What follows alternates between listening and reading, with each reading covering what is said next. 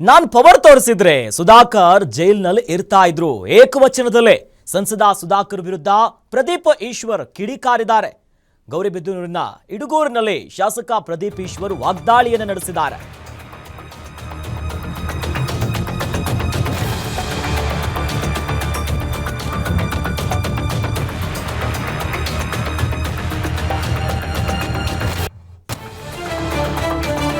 ಏಕವಚನದಲ್ಲೇ ಸಂಸದ ಸುಧಾಕರ್ ವಿರುದ್ಧ ಪ್ರದೀಪ್ ಈಶ್ವರ್ ಕಿಡಿಕಾರಿದ್ದಾರೆ. ಗೌರಿಬಿದನೂರಿನ ಇಡುಗೂರಿನಲ್ಲಿ ಮಾತನಾಡುವಂತ ಸಂದರ್ಭದಲ್ಲಿ ಪ್ರದೀಪ್ ಈಶ್ವರ್ ವಾಗ್ದಾಳಿ ಮಾಡಿದ್ದಾರೆ.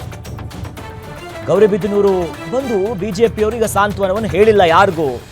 ಬಿಜೆಪಿ ಅಯೋಗ್ಯರಿಗೆ ಒಬ್ಬರಿಗೂ ಕೂಡ ಕಾಮನ್ ಸೆನ್ಸ್ ಇಲ್ವಾ ಅಂತ ಪ್ರಶ್ನೆ ಮಾಡಿದ್ದಾರೆ. ದಲಿತ ಹುಡುಗ ಆತ್ಮಹತ್ಯೆ ಮಾಡಿಕೊಂಡಿದ್ದಾನೆ, ಬೆಲೆನೇ ಇಲ್ವಾ? ಮೇಲ್ಜಾತಿಯವರು ಸತ್ತಿದ್ರೆ ನಗರಕ್ಕೆ ಬೆಂಕಿ ಹಚ್ಚುತ್ತಿದ್ರು. ಪ್ರದೀಪ್ ಈಶ್ವರ್ ಅವರ ಮಾತು. ಅಮಾಯಕ ಸತ್ತಿದ್ದಾನೆ ಅಂತ ಯಾರು ಮಾತನಾಡ್ತಿಲ್ವಾ ಅನ್ನೋದಾಗಿ ಕಿಡಿಕಾರಿದ್ದಾರೆ. ಸಾವಿಗೆ ಗೌರವನೇ ಇಲ್ವಾ? ಅಲ್ಲ ರೀ, ನಾನು ಬಂದು 1 ಅವರ್ ಆಯಿತು. ಎಲ್ಲಾದರೂ ರಾಜಕಾರಣ ಮಾತಾಡೋಣ. ಒಂದು ದಲಿತ ಸಮುದಾಯದ ಹುಡುಗ ನೇಣು ಹಾಕ್ಕೊಂಡು ಸತ್ತೋಗಿದ್ದಾನೆ. ಗೌರಿಬಿದನೂರಲ್ಲಿ ಬಂದು ಪ್ರೆಸ್ ಮೀಟ್ ಮಾಡ್ತಾರೆ.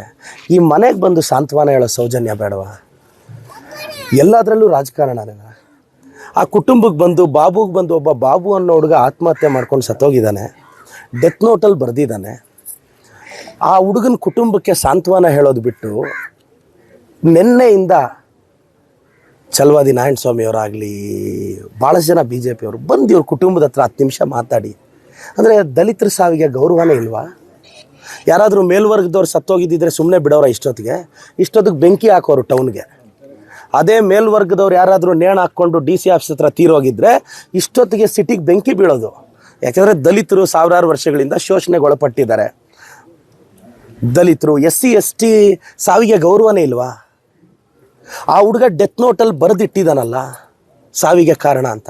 ಬಿಡಿ, ಅದು ಬಿಡಿ, ನಾನು ಹಸ್ತಕ್ಷೇಪ ಮಾಡಲ್ಲ. ಅವ್ರ ಕುಟುಂಬ ಕೊಟ್ಟಿರೋ ಕಂಪ್ಲೇಂಟ್ ಆಯಿತು, ಪೊಲೀಸವ್ರಾಯಿತು, ನಾನು ಹಸ್ತಕ್ಷೇಪ ಮಾಡಲ್ಲ ಏನು ಇದರಲ್ಲಿ. ಆದರೆ ನನ್ನ ಕ್ವಶನ್ನು, ಒಬ್ಬ ಹುಡುಗ ಹಿಂಗೆ BJP ಅವ್ರ ಹೆಸರು ಬರೆದು ಸತ್ತೋದ್ರೆ ರಾಜಕಾರಣ ಬಿಡಿ, ಬಂದು ಅವ್ರ ಮನೆಗೆ ಬಂದು ಸಾಂತ್ವನ ಹೇಳೋದು ಬೇಡವೇನ್ರಿ?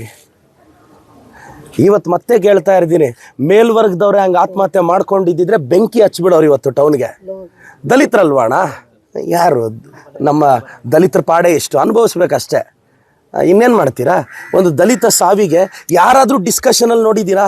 ಪಾಪ ಹುಡುಗ ಅಮಾಯಕ ಸತ್ತೋಗಿದ್ದಾನೆ, ಅವ್ರ ಕುಟುಂಬಕ್ಕೆ ಒಂದು ಆಧಾರ ಆಗೋಣ, ಯಾರೂ ಇಲ್ಲ. ಮಾತಾಡಿದ್ರೆ ಕೇಸಿಂದ ಹೆಸರು ತೆಗಿಬೇಕು. ಭಾಳ ನೋವಿನ ಸಂಗತಿ.